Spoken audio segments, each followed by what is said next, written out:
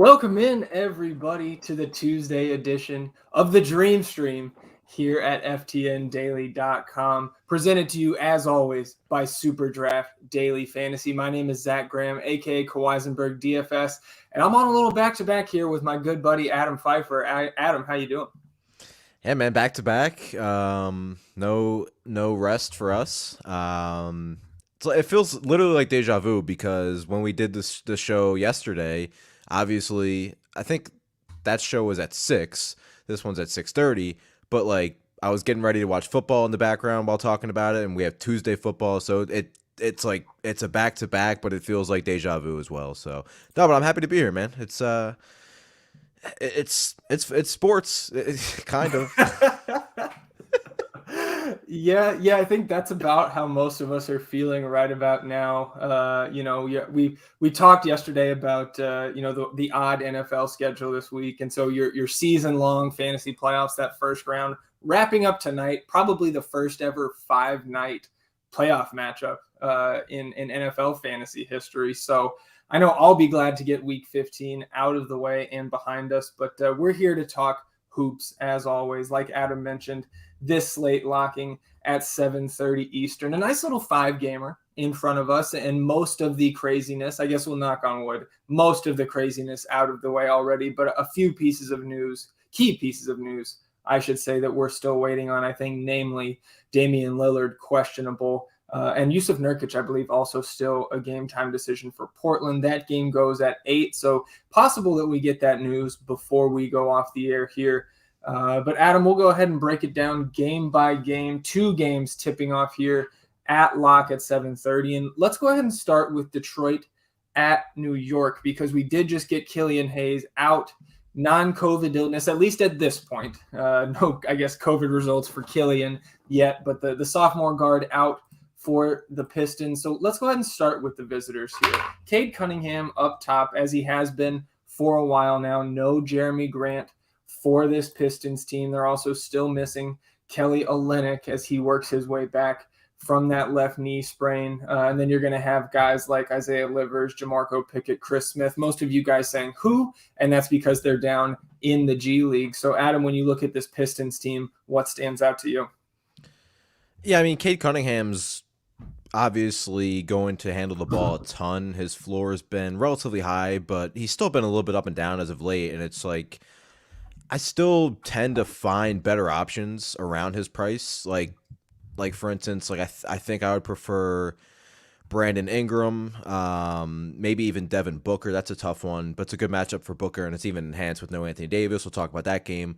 And then Corey Joseph has been like, I feel like Corey Joseph the last 5 years of his career has been like a perfectly fine value play on 50 different slates. It's like he's not going to ever be like a core play, but if he gets run, I think he played 23 minutes last game. Mm-hmm. He's been good enough in spots, and Saban Lee probably gets to 20 plus minutes, but not the most appealing value. Jeremy Grant obviously out, just adds to the floor of Saddiq Bey, who's been pretty consistent lately. I think Saddiq Bey is perfectly fine, and there's still a ceiling for Cade Cunningham, but still, even with Killian Hayes and Jeremy Grant out, he's still not somebody that I think is an absolute priority, even on a slate as small as 5 games with a lot of injuries and potential star players unavailable. Yeah, I think the interesting thing about Corey Joseph is obviously he's kind of old reliable for this young Pistons roster, right? And he was a DNP CD for a couple games there before he got back in the rotation, as you mentioned. So I think with Killian Hayes out now, and I'll update those ranks here in a second, get Killian out of there. Corey Joseph, somebody that's going to take a little tick up down at 3-3 on DK. And you're probably going to see a few more of those Killian Hayes minutes distributed to guys like Saban Lee, like Frank Jackson, those guys that you kind of went over. So, but for me, Adam, I still love Cade Cunningham here. I believe the Pistons still holding on to the lowest team total out of the 10 on this slate, but I really can't, it's still not steering me away from Cade. He's just been so good with Jeremy Grant out of this rotation. Last game, a bit of a letdown 2 nights ago. I think that was the maybe the afternoon game on Sunday when they played Miami. They got the win, and Cade Cunningham dealt with fouls kind of throughout that game, knocked a few minutes off of his total, and Miami really focused on shutting him down. Only 4 shot attempts in that one, but I mean, this is just what I love to see out of this guy from a real basketball standpoint, is like he was completely satisfied with letting Miami take all the attention, or him take all the attention off his teammates, still finished with 10 assists in the 10-point win against Miami. So at 8-6 on DK tonight, at 1.3x on our sponsor Superdraft, and at 7-7 on FanDuel. I like Cade Cunningham a ton on any of those three sites.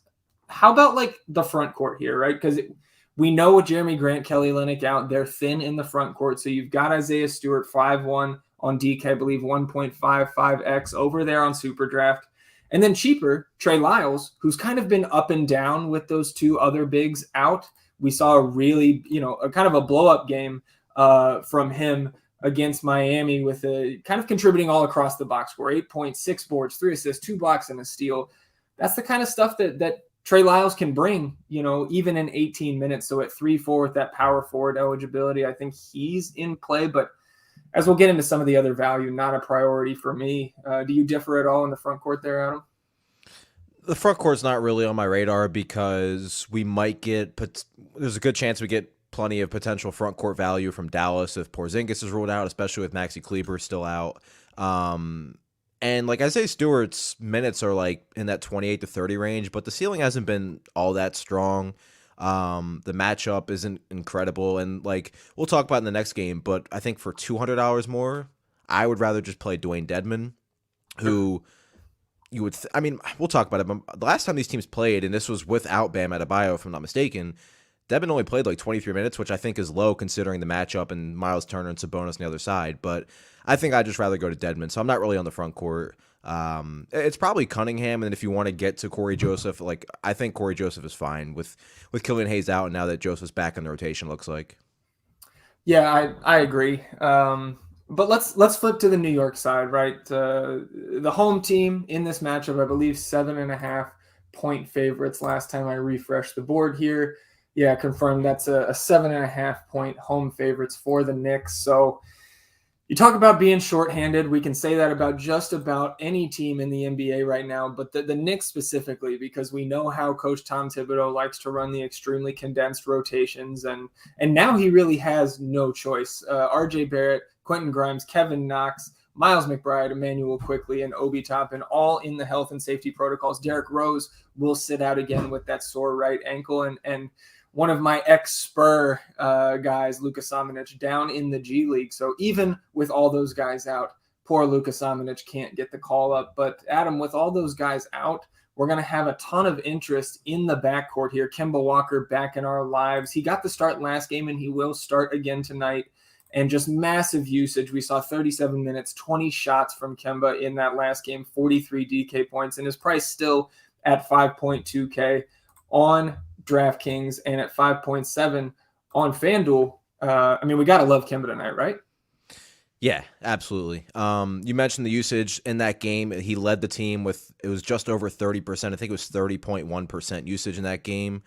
And like you said, 37 minutes, 29 points. Like New York right now is one of those teams that has, I think they were in an 8-man rotation last game, and it was Fournier 40+ minutes, Randle 40+ minutes, Burks 40+ minutes, Kemba played 37. Kemba had struggled in the beginning of the season, especially with the shot, but like even at this stage of his career, Kemba Walker, if he's playing 37 minutes with the usage he's had and so many players missing in the backcourt, like he's probably one of the better plays of the entire slate. And then like Fournier is interesting because the minutes are there. By the way, it's also an incredible matchup. Detroit allows the most points per possession to pick and roll ball handlers, and I'm pretty sure Kemba is going to be doing all of the ball handling out of the pick and roll in this game. But like Julius Randle has been good again. His 3-point shot has completely fallen off. Not that he was ever like a lights out 3-point shooter, but it's definitely been bad this year. But like hasn't gone for like 50+ as much as you would think, especially given how often this team's been shorthanded. But on this slate, like it's still possible that he goes overlooked, even with everybody out for this team. So it's a good matchup for him. And then, like I mentioned, like Burks is playing huge minutes. Fournier's playing huge minutes. Like Fournier at 5-1, you can make the case he's not going to be as popular, as appealing as Kemba, but he took 24 shots last game, played 43 minutes. Like, given the situation, he's probably, at least a couple $100 underpriced across the board. So those four players, Kemba, Fournier, Burks, and Randle stand out. And even with some of these injuries, like, it's still tough to trust Mitchell Robinson or Nerlens Noel because both are playing 20-plus minutes, plus Taj Gibson's getting his, potential 20 minutes in certain games as well, 16 to 20 minutes. So the front court outside of Randle is probably not where I'm going on this slate, but still plenty of options elsewhere. Yeah, I think you and I are in lockstep here.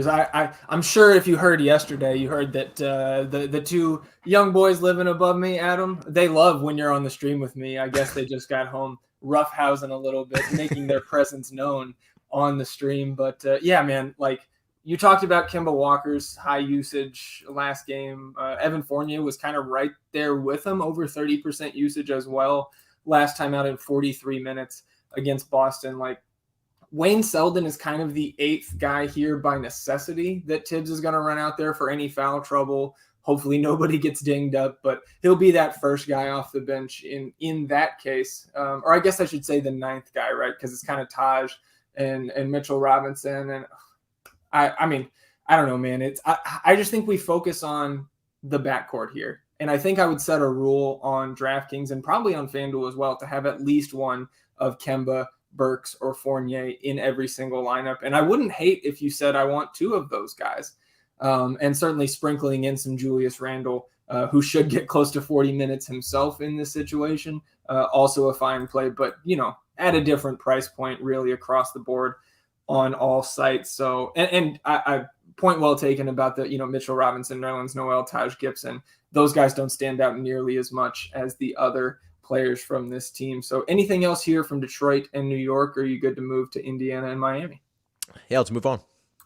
Miami hosting the Pacers tonight. 2.5 point home underdogs are the Heat. And that's probably just because this team is still, you guessed it, shorthanded. Not so much though. The COVID protocols for this Heat team, Bam obviously still out, the UCL surgery, Jimmy Butler still struggling with the tailbone contusion. Caleb Martin is the one guy in the health and safety protocols. Victor Oladipo still yet to make his debut this season, and Markieff Morris just dealing with maybe the worst whiplash injury in the history of mankind, apparently.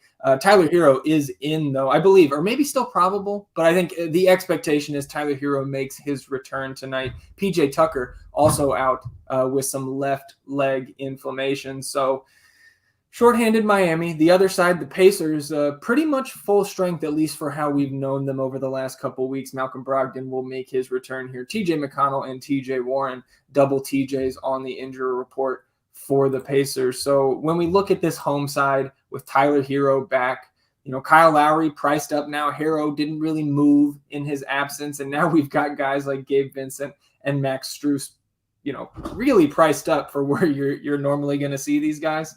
So is anything standing out to you from the Heat? So, Jimmy Butler has missed, I think, 11 of the last 12, and he's missed, I think, 6 or 7 in a row now. I think it's 6 in a row, or at least 6 in a row. So over the last 6 games, there's one player in the NBA that's averaging more touches per game than Kyle Lowry. During that span, it's Jokic. So, elite territory for Lowry in terms of volume and opportunity, and the production's been really solid. The price has come up, and Tyler Hero's back. We know he's probably going to still come off the bench. And I think 8,700 for Lowry is fine, even with Hero back. And then the front court. Earlier in the day, obviously Dwayne Dedmon's going to start at center and play, you would think 27 to 30 minutes. But PJ Tucker's out.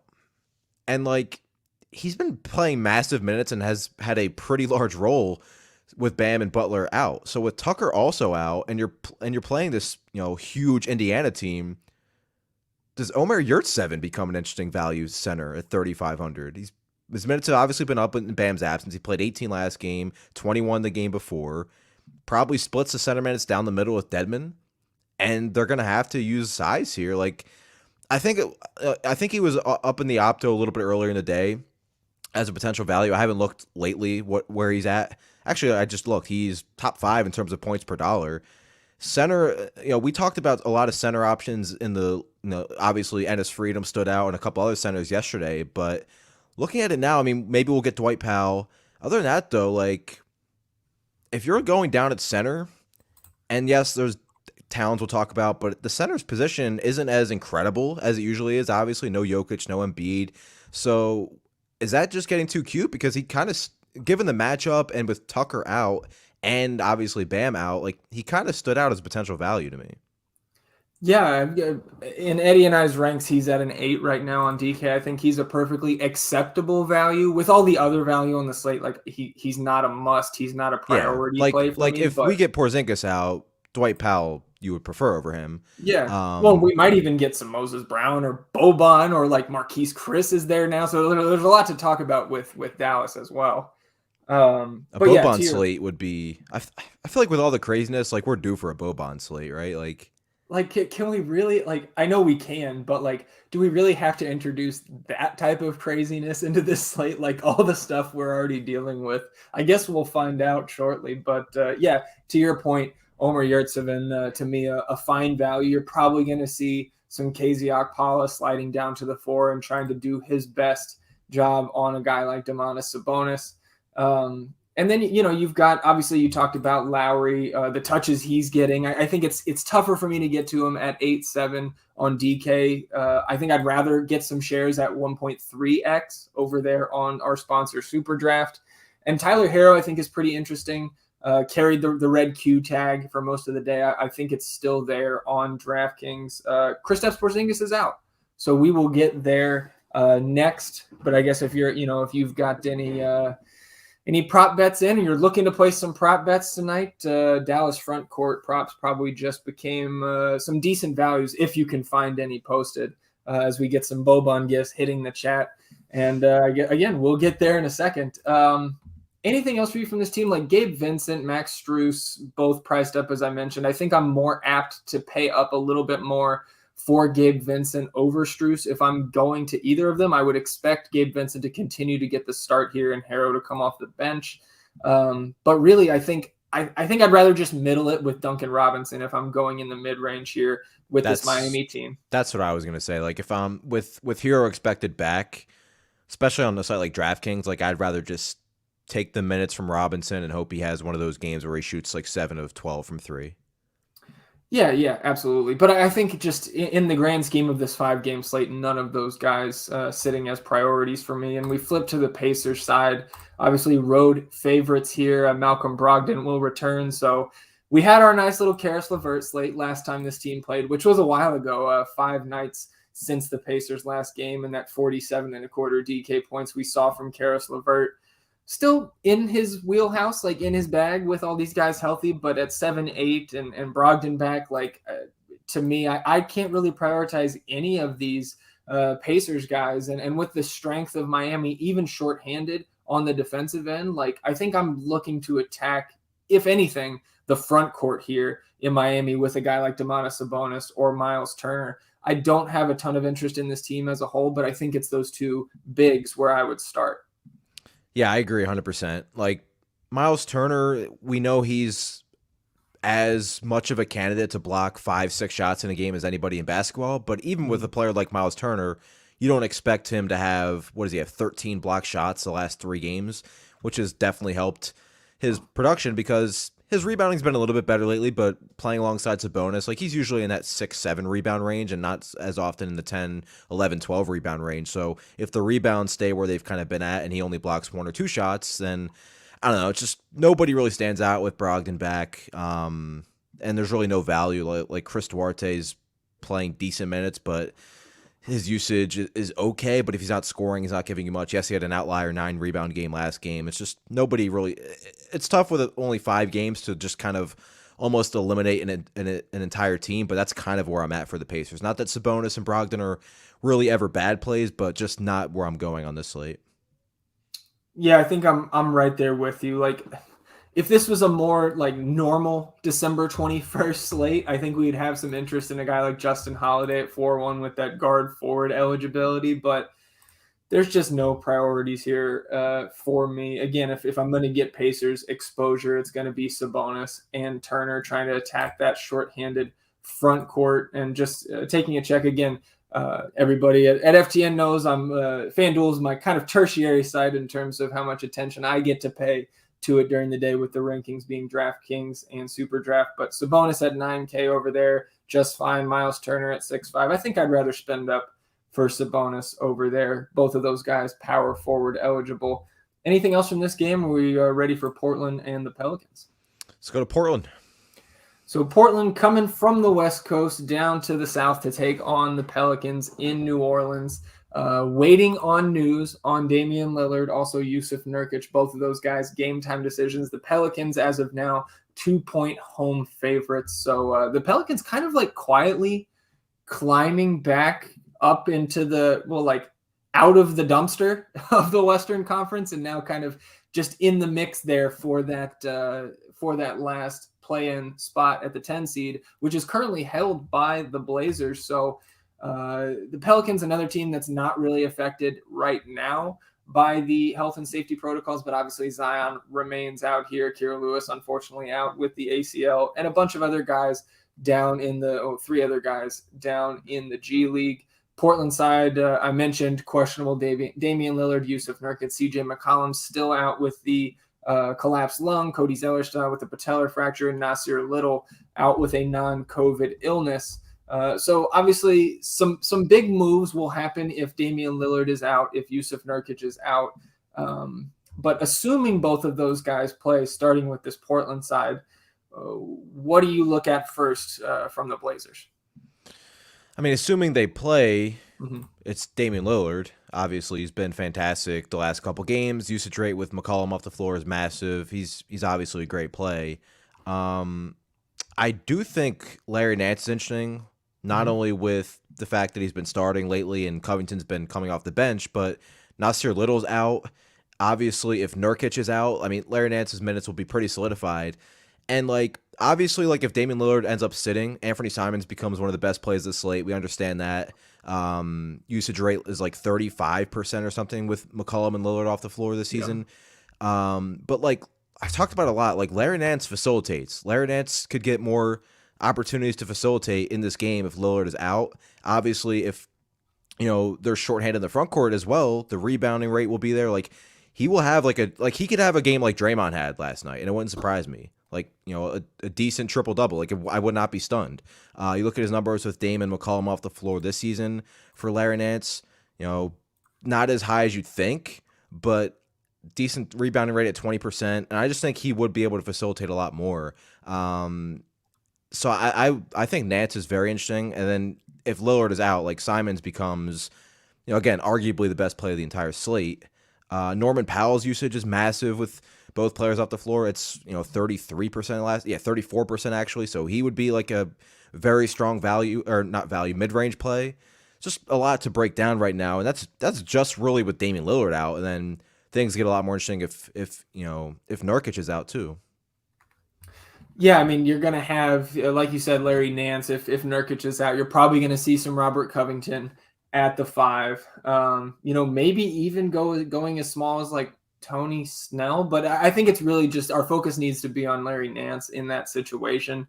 4.6, as you mentioned, the power forward eligibility on DraftKings is nice. He's also 1.75x over there on Superdraft. So I think, you brought up Nance's fantasy rates have not been as attractive this year as in years past with the Cavs and with the Lakers.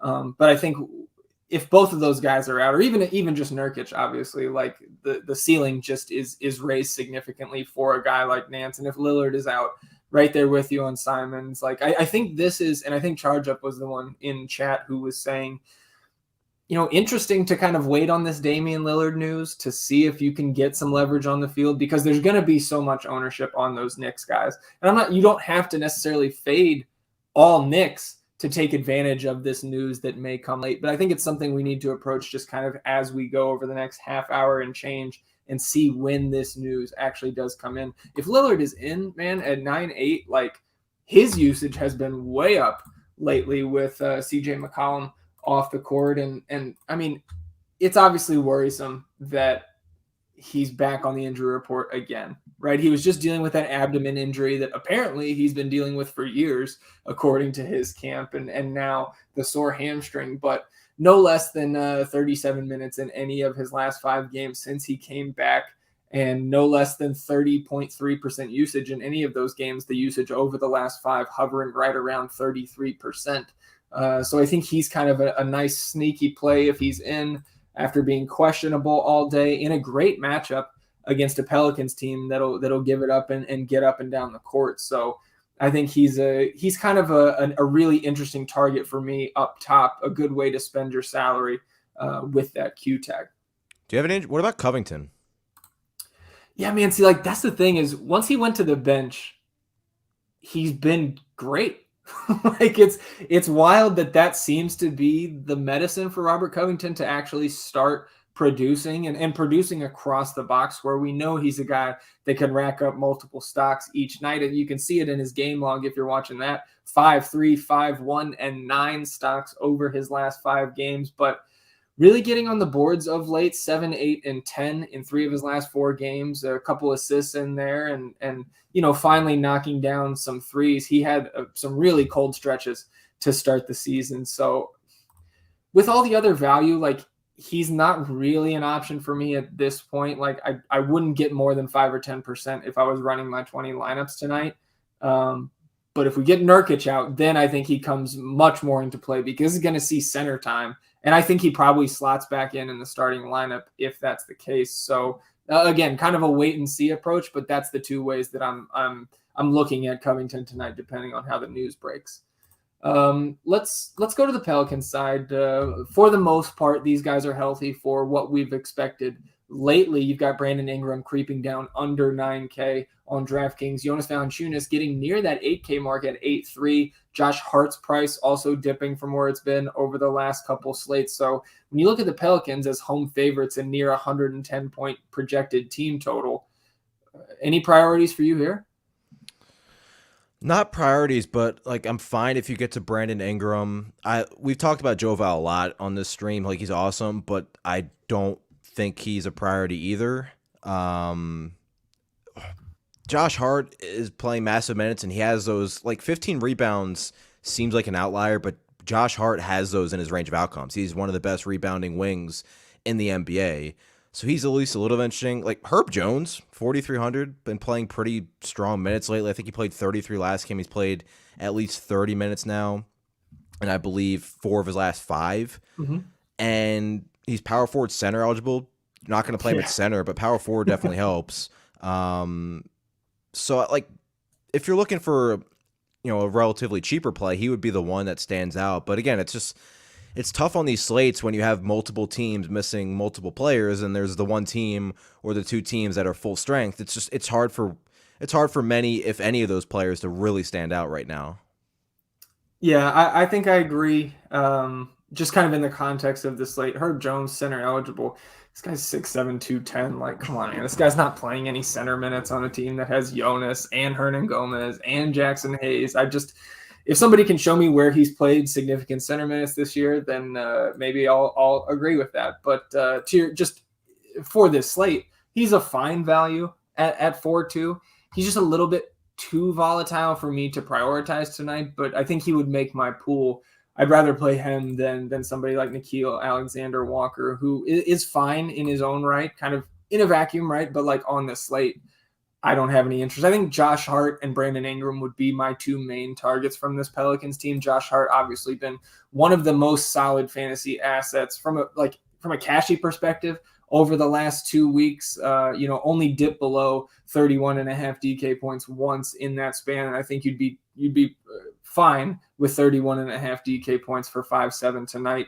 And he's one of those guys that, like, Joe and I talked about it last week. Like, he hasn't done it yet, but it's not impossible for a guy like Josh Hart to triple-double one of these slates, like double-digit points in each of his last 5 games, double-digit rebounds in 3 of those 5, 8, 5, 4, 5, and 8 assists. So, like, he's been 2 assists away from the triple-double twice. So I think he's a guy that I want to have shares of tonight. And then Brandon Ingram's kind of quietly been great over the last week or 2 for this team. And it's translated to daily fantasy. The price has been a little bit prohibitive, but with somewhat limited options and ways to spend up tonight with plenty of value, I like getting to some Brandon Ingram on DraftKings. And I think he's a great play at 1.25x on our sponsor Superdraft.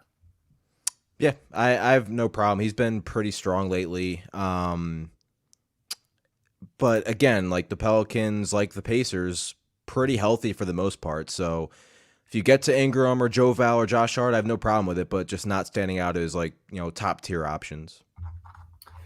I agree. Anything else from this game? Or are we ready to get to what I think is going to be the most popular game on the night? Yeah, just obviously keep an eye on the news. I doubt we get Lillard news or anything else before we get out of here, but just keep an eye on it, obviously. No surprises for the Knicks here. Kemba Walker, Alec Burks, Evan Fournier, Julius Randle, and Nerlens Noel starting. And then Tony Snell will get the start for Nas Little. So good news to talk about before we completely move away from that game. Timberwolves visiting the Dallas Mavericks, a rematch of the game we saw 2 nights ago, but a little bit different cast of characters in this game tonight. Adam, you can take a little nap here as I read the injury report for this game. The Mavericks will be missing Reggie Bullock, Willie Cauley-Stein, Luka Doncic, Josh Green, Tim Hardaway Jr., Maxi Kleber, and another name that I don't quite know how to say. I need Walter or Mike Kutry to chime in here on Eugene Omorui. That's my best effort. Kristaps Porzingis will also be out tonight for this team. And on the other side of the ball, Patrick Beverley, Anthony Edwards, Josh Okogie, Taurean Prince, and Jared Vanderbilt, all 5 of those Wolves in the health and safety protocols. So value galore in this game. Let's start with the visitors, the Timberwolves. And Adam, I think kind of like the other night in this same matchup, Karl Anthony Towns, my favorite way to spend salary in this game, got the double tens in the rankings with the extra 10% boost on Superdraft. I just don't see anybody on this Dallas team. The same argument I made 2 days ago. I don't see anybody that can stop this guy if he's asserting himself. 24, 7, and 6 with a steal in that last game. So didn't quite reward us for what we needed for the price, but I think I'm going right back there with confidence. Yeah, he's one of the top plays of the slate. With Anthony Edwards off the floor this season, his usage rate jumps by over 5%. So it ends up being 33.5% usage and 1.6 fantasy points per minute with Edwards off the floor. And I'm pretty sure like it's not even just like the usage and everything. Like his assist rate actually skyrockets too. So as you'd expect, usage just goes through Towns and D'Angelo Russell, who's a fine play as well. I love Towns as well. Like again, even if Porzingis played, it just didn't matter. Like between the usage, the talent, and now with Porzingis out, like they just don't have anybody to slow him down. And then there's potential value, right? Look at the opto. There's going to be multiple members of the Timberwolves that pop up on the points per dollar. We'll see what the starting lineup looks like, but you have potential Jaden McDaniels, who played 30-plus minutes the last game. Malik Beasley's, I think 4,800. He's going to handle the ball a lot more, and he has probably as much of a more of a ceiling than the non-Russell and Towns players on this team, and just in terms of his ability to score and do a little bit of everything. Mm-hmm. But then you also have, like I mentioned, Naz Reid, Jalen Noel. Like there's a lot to potentially like here with how shorthanded Minnesota is. Again, we'll see what the starting lineup looks like, but as of right now, they're all absolutely in play. Yeah, just a ton of options from this Timberwolves team. Here's a change. Who the hell is going to guard Domantas Sabonis? Kyle Lowry, Gabe Vincent, Duncan Robinson, Max Strus, and Dwayne Dedman. So good luck, Max, in stopping Domantas Sabonis. We'll see. I mean, I wouldn't be surprised to see like updated lineup note here in 5 minutes that was a mistake, but the Heat apparently going small. So we'll revisit that here in a little bit. I'm with you like on all those values, man. Like Beasley, McDaniels, Noel, my favorite personally with Patrick Beverley going out. This is a guy who was not quite a fantasy point per minute player last year, just over a fantasy point per minute in a really small sample size so far this year, only 8 minutes per game over his 16 appearances. But as we saw last game, really the last 2, this is a guy who can fill it up across the stat sheet in a short amount of time. And with his minutes projection tonight, he is my favorite value, I believe, 4K and below on the slate so far. But those other guys we mentioned are also great values. Naz Reid, not out of play, but not a priority for me from this team. With his power forward eligibility, you're probably going to see a little bit of, Jordan McLaughlin also in this game, maybe some Leo Balmaro, my EuroLeague guy, and maybe Jake Layman on the wing, with Jared Vanderbilt out. But it's really Towns, Beasley, McDaniels, Noel for me as the 4 priorities. And then I kind of wanted to get your extended take here on D'Angelo Russell, because with Anthony Edwards and all these other guys out, you would think that he would be having these massive games and a huge usage increase, and we're just not seeing it. Only one of his last 4 games has he exceeded 25% usage, and he hasn't exceeded 37 DK points in that span. So it's 7-7 tonight. I think he's more intriguing in tournaments, but even then I don't it almost feels like I'm getting cute with that, but we know he has the ceiling on any slate. So how are you approaching Russell? Yeah, that's what it comes down to. If you truly believe he has a ceiling to help you win a tournament, it's interesting because the point guard on the other side of this game will be a lot more popular than Jalen Brunson. So I think it's interesting. I do agree that Russell's been a little bit underwhelming given the fact that Edwards has been out. But again, when the usage is there, like it is for him, more so Towns, but it's essentially running through 2 players. I still think a player of his talent, there is a ceiling to be had, like you said. So I think the tournament call is strong, especially when you look at who's on the other side of this game, especially after the Tim Hardaway Jr. news. It was already going to be a pretty popular play of Jalen Brunson, but now with THJ also out, it just kind of adds to that. Yeah, and I don't as we shift to the Dallas side, there's really not a sample size that we can look to for any of these guys that are left to be able to tell for sure what they've done in this situation, because we just haven't seen it. Jalen Brunson, the most expensive Maverick on DraftKings at 7-4. Then you're dropping down to a 5K Dorian Finney-Smith. I think those guys are fine. Obviously, Finney-Smith going to have a little bit more opportunity to do a little bit more of everything, kind of as he does, contributing across the box score. Jalen Brunson, a fine spend up, especially at his 1.5x multiplier over there on Superdraft. But I think I'm a little more interested to see what how the starting lineup shakes out here, who gets the start at the 5, and if we can maybe glean anything from Coach Jason Kidd's pregame media availability. Trey Burke at 3.9 looks like another attractive play to me. You mentioned Dwight Powell in the front court earlier. I also think that we can get an optimal performance out of somebody like Moses Brown, Boban Marjanovic, or maybe even Marquise Christ. We're going to start seeing these replacement players take on some roles for teams when they're this shorthanded, and it doesn't feel great, but these are guys that we have to talk about. And also in the front court, or backcourt, excuse me, Sterling Brown back for this team. He's 3-1. Frank Ntilikina is off the injury report and should be available for this game. He's the minimum. So when you're sifting through all this garbage value in terms of the names, none of them household. Any priorities for you here down low with the Mavericks?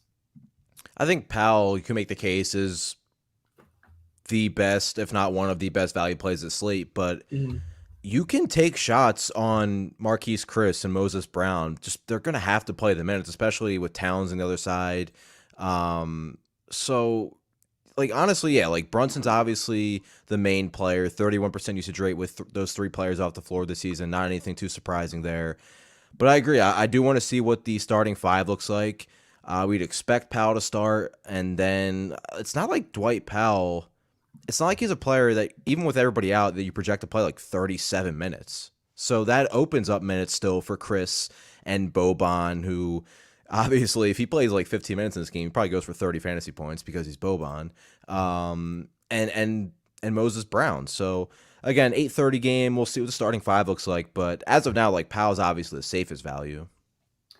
Yeah, I just I guess what holds me up on Dwight Powell is ever since the Achilles injury, and it's great that he's come back and been able to be a part of a team that has a winning record. I was a big fan of Dwight Powell before he went down, both from a fantasy perspective and a real hoops perspective. I thought he had a pretty promising career, but he seems to still be one of the guys, typically throughout the history of sport, right? Achilles injuries are almost like a death sentence in terms of the longevity of your career and your ceiling.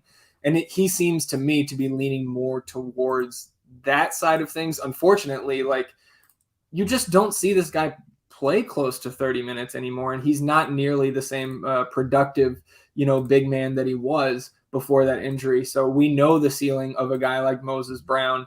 Obviously hasn't gotten a ton of time with this Mavericks team this year, but had his time in the spotlight in OKC for a few weeks last year, and certainly has done some good things in Summer League DFS for us. So like if he's going to pop a start here, I would like to get to some Moses Brown at 3K. Obviously, if Boban gets announced starting, we're going to have some shares of him. But I think again, this is just kind of a wait and see for me. If you want to get exposure to this front court, you put in Dwight Powell for 3-2, and then you have the ability to swap to any of those other three guys that we talked about. Are you going to have a lot of Jalen Brunson tonight? Because even like with Luka out over the last, I think 5 games he really hasn't been the Jalen Brunson we expect with Luka out, with the exception of that one game against the Lakers where he was 11 of 18 from the floor. So at 7-4 today, kind of the alpha by default now on this team. Do you have interest in Jalen Brunson at that price? I think, especially given the slate, you should. I was going to ask you, like, one, if you had to predict starting 5, what do you think it would be? And 2, we haven't talked about Trey Burke or Dorian Finney-Smith is playing massive minutes in this game. He already plays like 30 plus pretty much consistently. The thing about that is, like, power forward eligible, there's a lot of power forwards in that range or even a little bit less that stand out to me. Like, we'll talk about Carmelo Anthony potentially. Dorian Finney-Smith is 5K. Josh Hart's a little bit more expensive. And then you go lower and it's Covington, it's Nance. So there are options. Herb Jones is power forward eligible, like we said on DraftKings. So, like, there are options there to where, like, you don't have, like, it's not like Dorian Finney-Smith is suddenly going to take 20 shots and facilitate. He's just going to have an opportunity to grab way more rebounds and take more shots, which is obviously great. But, like, what would you think the starting 5 is? Because Trey Burke, we know when he plays minutes, he's a massive usage player. Yeah, I think we're gonna have to see one of these other like guys we consider just a true point guard start alongside Jalen Brunson. It's probably gonna be one of Burke, Frank Ntilikina, like maybe Sterling Brown gets in there, but there's kind of 2 spots to fill. I assume that Finney-Smith's gonna slide to the 4 here as the Wolves probably go smaller, right? With no Jared Vanderbilt there at the 4. So it's tough to say, man. If like my best guess, I would probably go like Frankie Smokes, Jalen Brunson, Sterling Brown, Finney-Smith, and Dwight Powell. But we'll just have to see. And this is kind of a read and react situation for us with Dallas. So, you know, I would say, especially if you're building like 1 to 3 lineups, make sure you have these contingency plans, like how you can swap who and how to get your lineups, like for the Damian Lillard news, the Dallas starting lineup, the Minnesota starting lineup. Trey Burke, I think out of all those guys, my favorite. Obviously didn't come through for us last time, but only 17 minutes. I didn't have Tim Hardaway Jr. getting 41 minutes on my bingo card back on Sunday. So, you know, I guess we'll just have to wait and see on this lineup, but that's my best guess. Before we get into this last game, we've got about 16 minutes until lock and some questions building up here in the FTN NBA Discord channel. So let's go ahead and answer some of these before we get into Phoenix and the Lakers, and then we'll circle back and talk about that interesting Heat starting lineup. From that Minnesota team, Sharkbait asking, would you McDaniels or Reed? Probably McDaniels. I agree. Again, it's obviously like the starting 5 is very important to see, but as of right now, McDaniels. And by the way, this game, like, incredibly easy to stack. Like, just and it's obviously like Dallas is so shorthanded. It's like, oh, do they keep the game close? But it's like, yeah, Minnesota's not good in the first place, and they're missing their second best player in Anthony Edwards, and then a handful of other key players. So, but yeah, I would go McDaniels as of right now. Yeah, I think it was Sharkbait earlier that had posted a placeholder lineup that had like 6 or 7 guys from that Dallas and Minnesota game. So my guy, Steelers fan, asking a 2v2 here. Sabonis and Fournier or Josh Hart and Julius Randle? That's actually really tough for me. Yeah, I like both of those. Man, you got me thinking about Sabonis playing 35 minutes against Max Strus. I'm going to lean the second one, but it's very close. By the way, not to get off topic, I'm watching this Eagles Washington football team game. Yeah. Dallas Goedert was literally wide open on an out route on 3rd and 1, would have caught it and gained like 35 yards. He drops it. The ball lands off in the back of his heel, pops up in the air, and it's intercepted. So, tilting if you're invested in this game for that reason. I had to like do a double take, but yeah. Shout out Josh. Shout out Anthony. Shout out Josh, Tyreek, all our Philly guys. I'm sure locked into that game as we inch towards NBA lock here. So to answer Steelers fans' question, for me, I think I'm going to lean that first side as well. Sabonis going up against Max Strus. I don't know if that matchup lasts very long to start the game, but the fact you've got Fournier there as well, who should play close to 40 minutes, and Sabonis in a good matchup, I'll lean that side. But you know me, Steelers fan, I would say run both if you have the ability to and you like the rest of your lineup. Our guy Joe here got the night off from the stream, but still getting his lineups in there. He's on FanDuel a 2v2 here. Fournier and Dwight Powell, or Alec Burks and McDaniels. I think I'm leaning to that second side because I think the ceiling for Dwight Powell is fairly muted. Yeah, I agree. And the first one was what? Fournier and Powell, and the second one was Burks and who? McDaniels? Yeah. Yeah, I agree. Let's see. Easy B asking Superdraft question. Jalen Brunson 1.5, Trey Burke 2x, or D'Angelo Russell 1.3 on Superdraft. So was Brunson or Russell? Yeah. Brunson 1.5, D'Lo 1.3. You said like 3 players' names. Yeah, also Trey Burke at 2x. Okay. Russell's definitely intriguing, but I'm probably leaning Brunson still. Yeah, I think Brunson for me. And then if the rest of your lineup is pretty chalky, like getting a guy like Trey Burke in there, I think is a good idea. I do think I would side with Jalen Noel at the same 2x over Trey Burke, just because there are still so many options in that Dallas backcourt, and we're not dealing with the salary cap over there on Superdraft. So Jalen Brunson, my answer as well. DFS Dan asking Chris or McDaniels, and I think McDaniels is certainly safer, but if we see a Marquise Chris start, I'm pushing a lot of chips in on Marquise Chris. This is a guy from a fantasy perspective who can really produce in a short amount of time. I'm not saying anything, but I am saying I refreshed the Opto, and Marquise Chris is very high up, and I'll just leave it at that. Ooh, baby. Swervo chiming in asking, in GPPs, Kemba or Malik Beasley? I think I'm still going to stick with Kemba and his upper 30s, maybe even 40 minutes tonight. Are you with me? Yep. Piston starting lineup: Cunningham, Joseph, Diallo, Bay, Stewart. So Corey Joseph starting at the 2. Oh, well, that is interesting. We like to see that. And no surprises really here from the Pacers. Brogdon, Holiday, LeVert, Sabonis, Turner. So Duarte back to his bench role. See, you talk about the Eagles and Tyreek shows up. Anthony also reminding me that the Steelers suck. This is not the time or place for that, Anthony. We got to win this week. We're above 500. And you're apparently getting a gift with the Chiefs. Oh, I hope so. I mean, that game's getting moved, so you might as well just accept it. Oh, please no. Please don't make it get moved, because number one, we need this win because Adam, if we get matched up with the Bills in the playoffs, it's a free win for the Bills. I'm telling you, the Steelers aren't winning a playoff game. I just want Mike Tomlin to keep the 500 and above streak. Antonio Gibson, Washington up 7-0. Good for my fantasy teams. The Chiefs being out would also help my season-long fantasy teams. Not me. Next week. Yeah, I'm sure. Not most of the best teams, right, in fantasy. Yeah. Probably. I'm sitting there, I'm like, nice. I have like Tyreek Hill on my team. I got to buy. I'm feeling good. Yeah. And then all of a sudden, it's like, yeah. But apparently, like they have 13 players on the COVID list, and they keep saying there's going to be more. So, and especially like if we get word that Mahomes is on the COVID list, they're moving that game. Mm-hmm. Yeah, I mean that sounds about right. But we'll see. The Steelers fans will all go storm Roger Goodell's office or something like that. I don't know. Let's get back to it here. One more game in about 10 minutes until main slate lock. Phoenix going out to LA to take on the Lakers. Devin Booker is back for this Phoenix team, and Phoenix kind of getting more and more healthy. They sent Chandler Hutchinson down to the G League, still missing Dario Saric, obviously, and Frank Kaminsky remains out with the stress fracture in his knee. Abdel Nader also out with knee soreness.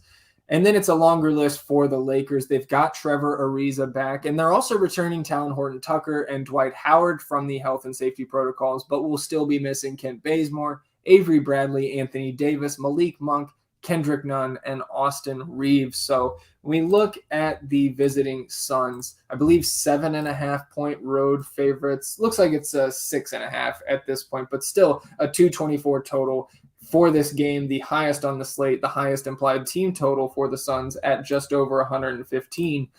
But this team on DraftKings is still priced for Devin Booker to be out, in my opinion. So there's not a ton for me here. I think I'm prioritizing Devin Booker, actually, or DeAndre Ayton in this matchup. We saw Devin Booker come out and be on pace for full minutes in that game. None of the Suns starters played in the fourth quarter in that 31-point victory at home against Charlotte on Sunday. So I like getting to Devin Booker at 8.5. I think he'll probably be fairly low owned, and DeAndre Ayton has been fantastic from a points per minute perspective this season and should see more full minutes here than he did in the blowout last game. Are you with me there, or are you kind of taking a different angle with the Suns? No, I think Devin Booker might be like the best tournament play of the slate. You mentioned how the starters didn't play the fourth quarter. Booker still played 26 minutes in that game at 34.5 fantasy points, took 15 shots. And like, I'll admit, like since Chris Paul's been on Phoenix, I haven't been as high on Devin Booker in fantasy just because there's been less ball handling duties, the assists, which weren't, it's not like Devin Booker has been like a 7-8 assist player, but last year his assists were pretty high, and then before the year before Chris Paul joined the team. But like in tournaments, he's going to be really, really overlooked. Devin Booker, this is a massive pace game. Both these teams are top 3 in pace, I believe. Booker's averaging 5.5 transition points per game, which is the 6th most in the NBA. And the Lakers are not a very good transition defense. I mean, they're allowing the 5th most transition points per game, 1.08 points per possession in transition.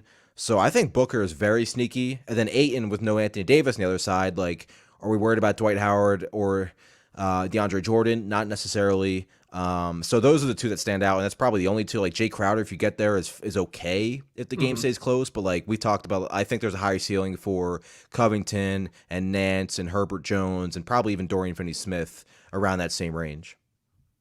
Yeah, I think I'm right there with you. Really tough to get to anybody outside of, like, if I saw Chris Paul in your lineup, I'm not going to call you crazy. I just think there's better ways to spend your salary tonight. So with the Lakers side, obviously this team's still struggling, to get wins consistently. Just took the loss to a masterful DeMar DeRozan performance on Sunday. And Russell Westbrook damn near broke the 47.25 DK point mark, which would have shattered the stat that I've loved to bring up over the last 2 weeks. But alas, he didn't. And he still has not broken 47.25 DK points when LeBron plays the full game or the game ends in regulation. Overtime game, sure, he can get to 49 as he did against Dallas 6 days ago. But Russell Westbrook at 10-4 still pretty much out of play for me, a 7 in the ranks on DraftKings. I'd much rather get up to LeBron if I'm spending for somebody on this Lakers team. But what do you think? What do you think Westbrook's popularity becomes if Lillard is in? Because if Lillard's in, Westbrook is not a better play than Lillard. And like, it's obviously Westbrook without a key player, but it hasn't been the same. The fit hasn't been the same with the Lakers. But I think it's interesting. I do agree though. Like if you're going up, just play LeBron, who's been, it's been weird because he's been in and out of the lineup a lot, but lately he's been back to being just an amazing fantasy player. He's not going to return to that status where he's like top 3. He's not going to be, in this stratosphere of Giannis or Jokic or a healthy Luka, but with Davis out, he can be like a 55 to 65 fantasy point producer. Yeah, I agree. I think it's LeBron for me. I just can't play Russell Westbrook. And like Adam, like with THT coming back and Dwight coming back, like, yeah, that just takes any shine that like Isaiah Thomas or Wayne Ellington or DeAndre Jordan had, like, completely out for me. I had Thomas in like the value section of the first look today. Obviously that came out before the Horton Tucker news. Yeah. It's interesting though, like he started, and Isaiah Thomas, when we're used to seeing him the last, years ago with Boston and Sacramento, it's like high usage player, but like with this Lakers team, those 2 games he's been with Los Angeles, he's spotting up. Like he has 8 points per game off spot ups. Like he's just and now if he's doing that with even less potential usage going his way, it's tough to get there. Obviously makes it even tougher to even consider Rondo. Then it's tougher to get to Melo at 4,600 with Horton Tucker back. And then it's like, oh, you could have maybe played DeAndre Jordan as a value center, but now Dwight's back, and they'll both probably split the center minutes against DeAndre Ayton. So, like, yeah, is it LeBron? Like, again, if you play Russell Westbrook, I don't think it's absolutely absurd, but it's tough right now for the Lakers. I mean, it seems to be like LeBron. Maybe you sprinkle in Westbrook and hope. Like, the one thing I will say about Westbrook is maybe it's a situation where with Davis out, he just gets a bunch of uncontested rebounding opportunities like we saw during his time with Oklahoma City.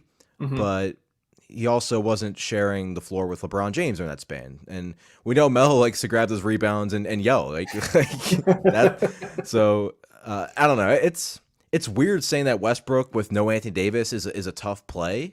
But I'm kind of in the same boat as you. It's just not as exciting as you think it would be. And maybe we're just kind of like still have in our mind how underwhelming he's been and how underwhelming this team has been as a whole. Yeah, that could be. But I can't go there, man, until he shows it. Until he shows it at least once, and even then I'm probably gonna even fade him. What if he scores 48 tonight? Are you playing him the rest of the season? Yeah, no, then I'm fading him even harder, because then now people are gonna be like, oh, the rule has been broken. About 3 minutes to go till lock here. Let's talk to the chat and get some of these questions before these first two games lock. 57 Lions in the chat, one of our newer subscribers here that I just got to meet in the chat today, so we appreciate you joining us. Glad to have you here. He's asking, he's a 19,000 entry tournament on DraftKings for his last man in. Would you go Kemba or would you go Fournier?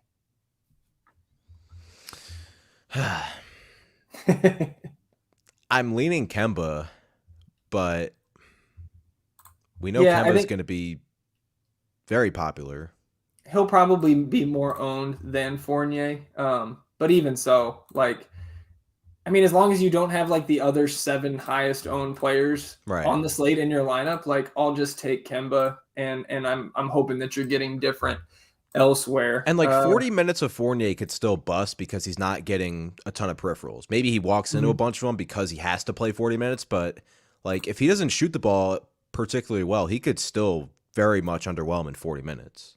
Absolutely. And I guess that really kind of applies to both of those guys, but I think there's more volatility with a guy like Fournier. Like, we've seen it multiple times this year. Yeah, and we know Kemba has to handle the ball here. So like he didn't have the assist last game, but like he could have, an 8-9 assist game where I just don't think that's in Fournier's range of outcomes. Would you Josh Hart or Evan Fournier? It's Fournier for me, but both of those guys are strong. Yeah, I feel better about Fournier's minutes. It's just hard to pass on somebody that's going to play 40 minutes in the month of December. Yep. Jay Craig asking me to rank the Wolves. Jay Craig, I would point you to the rankings where all of the Wolves are in fact ranked. Swervo asking a 2v2, Kemba and Devin Booker or Malik Beasley and Brandon Ingram. That's I like the first side, but I've clearly, like, Kemba's obviously a great play, but I've mentioned that I think Devin Booker is an elite tournament play, so I'm gonna lean the Kemba Devin Booker side. I will also side with Adam and say the first one. Sugar asking on Yahoo, Strus at 13 or Dorian Finney-Smith at $19. I mean, is Max Strus going to foul out in the second quarter? Yeah, I think it's Dorian Finney-Smith for me as well, even with the $6 premium there. I mean, don't get me wrong. Him starting is nice, but I just don't know how long it's going to last until Miami says, you know what, this probably isn't working for us. Yeah. We are about 5 seconds here from lock, so we'll take a look at ownership before we bow out and get out of the way. I think, what is it, Tuesday night?